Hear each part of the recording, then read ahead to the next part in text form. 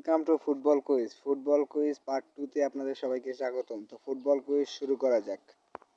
তো প্রথম কুইজ ফুটবলের সর্বপ্রথম বিশ্বকাপ জয়ী দল কোনটি? 1 আর্জেন্টিনা, 2 ব্রাজিল, 3 উরুগুয়ে, 4 জার্মানি।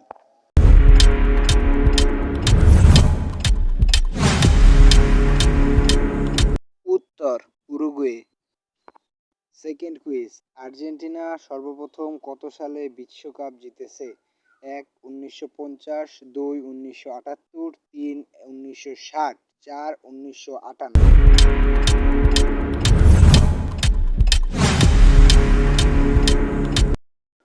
উত্তর 1978। 3 নম্বর কুইজ, ব্রাজিল সর্বপ্রথম কত সালে বিশ্বকাপ জিতেছে? 1 1920, 2 1950, 3 1955, 4 1958।